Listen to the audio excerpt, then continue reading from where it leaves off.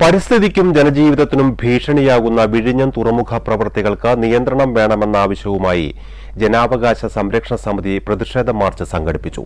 നമ്മുടെ കടൽ, നമ്മുടെ ജീവിതം, നമ്മുടെ അതിഥികൾ ഇവ സംരക്ഷിക്കാൻ ഒന്നിച്ചു പോരാടാമെന്ന മുദ്രാവാക്യമുയർത്തി മുന്നേറിയ പ്രകടനത്തിൽ നൂറുകണക്കിന് പേർ പങ്കെടുത്തു. വിഴിഞ്ഞം തുറമുഖ പദ്ധതിയുടെ പ്രവർത്തനങ്ങൾ മുല്ലൂർ പ്രദേശത്ത് മാത്രം പരിമിതപ്പെടുത്തുക, തുറമുഖത്തിന്റെ തുടർ പ്രവർത്തനങ്ങളുടെ പ്ലാനിൽ മാറ്റം വരുത്തുക, കോട്ടുകാൽ പ്രദേശത്തെ തീരനാശം ഉണ്ടാക്കുന്ന ഡ്രഡ്ജിംഗ് പ്രവർത്തനങ്ങൾ നിയന്ത്രിക്കുക, അതിഥികൾക്കും നാട്ടുകാർക്കും സമാധാനമായി ജീവിക്കുന്നതിനായി വൈകിട്ട് 6 മണിക്ക് ശേഷം എല്ലാ തുറമുഖ പ്രവർത്തനങ്ങളും നിർത്തിവയ്ക്കുക തുടങ്ങി നിരവധി ആവശ്യങ്ങൾ ഉന്നയിച്ചാണ് പദ്ധതി പ്രദേശത്തേക്ക് ജനാവകാശ സംരക്ഷണ സമിതിയുടെ നേതൃത്വത്തിൽ വൻ ജനകീയ മാർച്ച് സംഘടിപ്പിച്ചത്. കോവളം, കോട്ടുകാൽ, കരിങ്കുളം ടൂറിസം മേഖലയെയും നാട്ടുകാരുടെ ജീവനോപാധികളെയും ബാധിക്കുന്ന പരിസ്ഥിതി പ്രശ്നങ്ങൾക്കും തുറമുഖവുമായി ബന്ധപ്പെട്ട ശബ്ദമാലിന്യത്തിനും എതിരെയായിരുന്നു പ്രദേശവാസികളുടെ ശക്തി പ്രകടനം. അധികാരികളുടെ ശ്രദ്ധയിലേക്ക് നിരവധി തവണ ഈ വിഷയം അവതരിപ്പിച്ചുവെങ്കിലും യാതൊരു ഫലവും ഉണ്ടായില്ല എന്ന് സംഘടനയുടെ പ്രസിഡന്റ് ജെറോം ദാസ് പറഞ്ഞു. രാത്രിയും പകലും പണിയാണ്. ഇതിനൊരു അന്ത്യം കുറിക്കാൻ വേണ്ടി സമാധാനപരമായിട്ട് എല്ലാ ഡിപ്പാർട്ട്മെന്റിലും ഞങ്ങള് നിവേദനം കൊടുത്തു.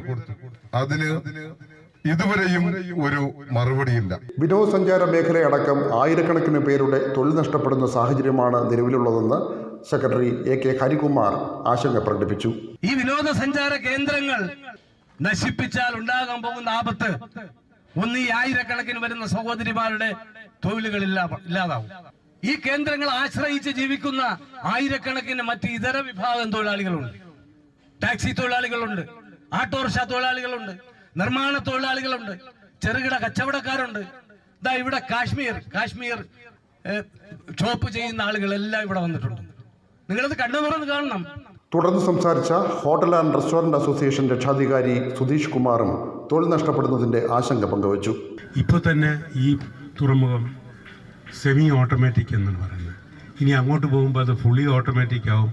അത് കഴിഞ്ഞ് ആർട്ടിഫിഷ്യൽ ഇൻ്റലിജൻസിൻ്റെ കാലം വരും.